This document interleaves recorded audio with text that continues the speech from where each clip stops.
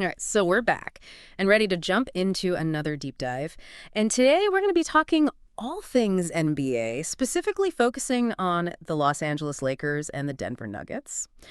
We've been looking at some recent games, some commentary, just kind of trying to get a feel for where these two teams are at right now. We've been looking at a video from the Miante YouTube channel, specifically one called First Take Lakers Crushed in LeBron's Return. Nuggets are best team in West after win versus Clippers, which gives us a pretty good starting point for our deep dive.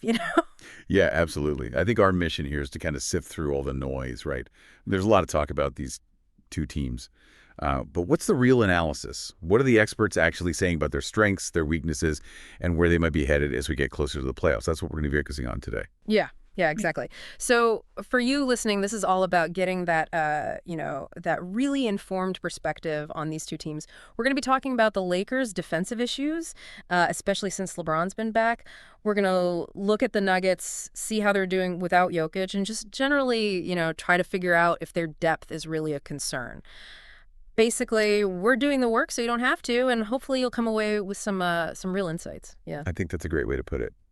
All right, so let's start with the Lakers, shall we? I mean, that game against the Bulls, LeBron's first game back, ouch, right? Yeah, that 146-115 loss was pretty rough. It certainly got people talking, and not in a good way. For LeBron to come back and then, for the team to lose by that much, it definitely raised some eyebrows. Yeah, no kidding. And the numbers from that game, they're pretty alarming. I mean, 70 points in the paint, that's just not good defense. And the three-point defense wasn't much better either. I mean, we were hearing about guys like Luka, AR, even LeBron himself getting blown by.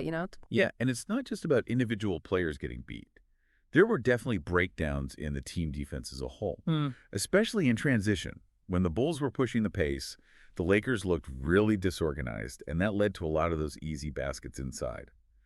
Their pick-and-roll coverage also seemed pretty shaky, which again left the Bulls wide open in the paint. Right, right. So it wasn't just one or two things. It was kind of a systemic issue.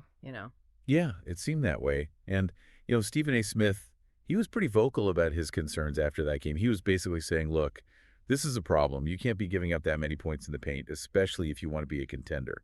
But then he also pointed out that the Lakers had actually been a pretty good defensive team for the past 3 months or so.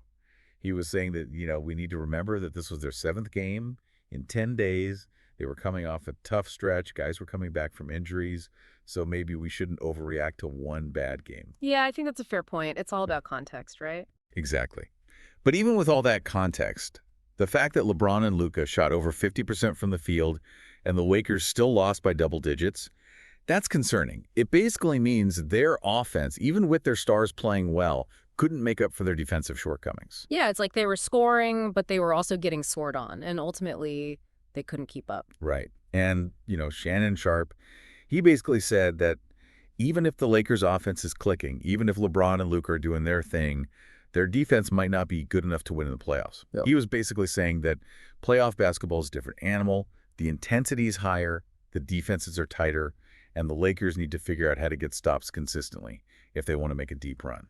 Okay, so that's the Lakers, and it sounds like their defense is, well, a bit of a work in progress, to put it mildly. Well, let's switch gears and talk about the Denver Nuggets, who had a pretty good week. They beat the Houston Rockets, ended their winning streak, and they did it without Jokic. That's pretty impressive. Yeah, that was a big win for them, 116-111. And like you said, Jokic missed his 4th straight game, but Jamal Murray really stepped up, scored 39 points, and led them to victory. They're now 2-2 without Jokic during this stretch, which, in the West, that's not bad at all. Yeah, it shows they have some resilience, that they can win even when their best player is out.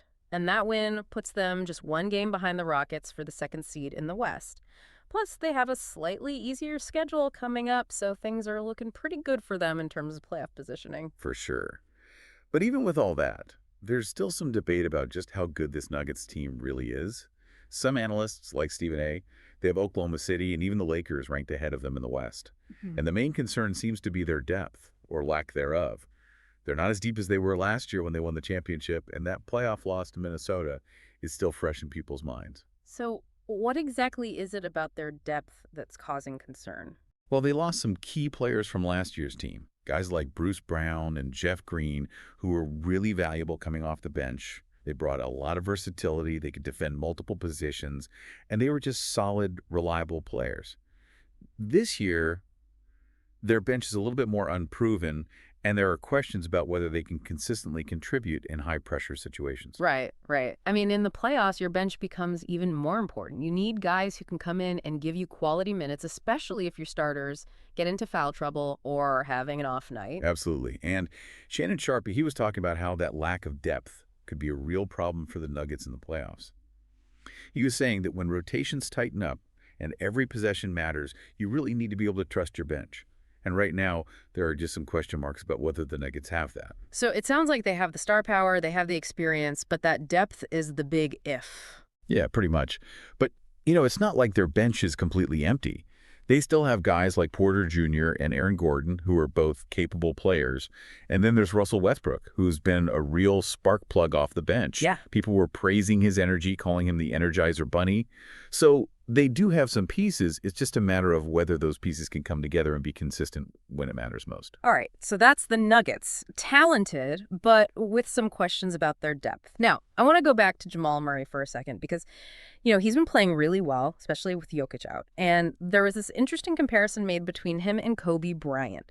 The idea is that when Shaq was out, Kobe would kind of take over the Lakers' offense. He'd become even more aggressive, and he'd carry the team. Yeah. And some people are saying that Murray has that same potential, that when Jokic is out, he can become that kind of go-to scorer, that leader who takes over the game. Yeah, I think that's a really interesting comparison.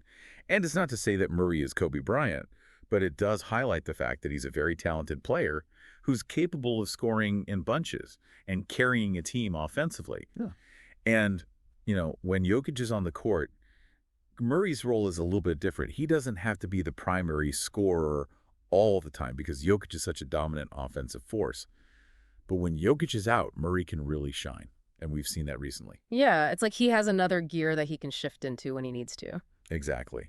And, it also makes you wonder why he's not an all-star. I mean, he's clearly one of the most talented guards in the league, but he plays in the West, which is just loaded with great guards. You've got guys like Steph Curry, Luka Doncic, Shai Gilgeous-Alexander, and they're all all-stars. It's just so competitive out there. Yeah. You could argue that if Murray was in the East, he'd be an all-star every year. Yeah. The West is tough. It's like an all-star team every night. Pretty much. Okay, so we've talked about the Lakers, we've talked about the Nuggets. Now let's zoom out a little bit and talk about the Western Conference as a whole. Who are the analysts saying are the top contenders out west? Well, pretty much everyone agrees that Oklahoma City is right up there. Shai Gilgeous-Alexander is having an MVP caliber season, and they're a really tough defensive team. They've got a lot of young talent, they're well coached, and they're just a really tough team to beat. They're definitely one of the favorites. Right, right. And what about the Houston Rockets? I mean, they've been a bit of a surprise this year, right? Yeah, they've been really impressive. And a lot of the credit is going to their coach, Ime Udoka. He's done a fantastic job with that young team. They're playing with a lot of energy, they're playing good defense, and they have some really exciting young players like Jalen Green and Alperen Şengün. Shannon Sharpe, he was actually pretty high on the Rockets. He said he thinks they could be a real contender in the West. Wow, that's pretty bold. Yeah, it is. Yeah. But, they've been really good. They're not just a fluke. They're a legitimate team. Okay, so we've got OKC, we've got the Rockets. Who else is in that top tier? Well, the Lakers are still in the mix, but they need to figure out their defense. If they can get healthy and start playing better defense consistently, they could be right there. And then you have the Clippers, who are always dangerous, especially if Kawhi Leonard is healthy. They have a lot of experience, they have a great coach, and they have the talent to beat anyone. And as for the Warriors, well, one analyst basically said they're out of it unless they get healthy, which hasn't been easy for them this season. So it sounds like the West is wide open this year. There are a lot of teams that could win it all. Yeah, it's going to be a really interesting race to the finish. Now, you mentioned that some analysts are high on the Rockets, but there was also some disagreement about how they would do against the Nuggets in a potential playoff series, right? Yeah, one analyst was pretty adamant that the Nuggets would beat the Rockets in a playoff series. And his reasoning was basically that the Nuggets have more playoff experience, and they have Jokic and Murray, who are proven playoff performers. He was saying that in a 7-game series, the Nuggets' experience and star power would eventually wear down the Rockets. It's interesting, right? Because the Rockets have been really good in the regular season, but the playoffs are a different beast. Yeah, for sure. And sometimes that regular season success doesn't translate to the playoffs. You need a different kind of toughness, a different level of focus to win in the playoffs. And the Nuggets, they have that. They've been there. They've done that. Okay, so that's the playoff picture in the West. Now, before we wrap up, I wanted to touch on the Coach of the Year race for a second. Because Ime Udoka, the Rockets coach, he's getting a lot of buzz, right? Yeah, he is. And deservedly so. I mean, he's done an incredible job with the Rockets. He's taken a team that was pretty much written off before the season started, and he's turned them into a contender. He's changed the culture. He's got them playing hard, and he's getting the most out of his players. And some people are saying that he's not getting enough credit, that he should be the front runner for Coach of the Year. Yeah, I think there's a case to be made for that. I mean, Yeah. he's definitely in the conversation. And the argument is that he's done more with less, you know? He's Mhm. taken a team that didn't have a lot of expectations, and he's exceeded them by a mile. Right, right. And on the other hand, you have guys like JB Bickerstaff in Detroit, who's also done a great job, but with a team that was expected to be good. So it's kind of a matter of perspective, right? Like, what's more impressive, taking a bad team and making them good, or taking a good team and making them great? Exactly. It's a tough question. But either way, Udoka is definitely deserving of all the praise he's getting. Okay, so to wrap things up here, what are the key takeaways from our deep dive into the Lakers and Nuggets? What should our listeners be thinking about? Well, first of all, the Lakers' defense is a concern. They have a lot of offensive firepower, but they need to figure out how to get stops consistently. Right. And then with the Nuggets, it's all about depth. They have the stars, they have the experience, but can their bench step up in the playoffs? Exactly. And then the bigger picture is that the West is wide open this year. There are a lot of good teams, a lot of potential contenders, and it's going to be a really exciting race to see who comes out on top. So for our listeners, here's a final thought to chew on. We've talked about a lot of factors today: defense, star power, depth, coaching. What do you think is the most important factor for winning in the West? What's the one thing that will separate the contenders from the pretenders? It's a great question, and I don't think there's an easy answer. But hopefully, our deep dive has given you some food for thought as you watch the rest of the season unfold. Thanks for joining us for this deep dive, and we'll catch you next time.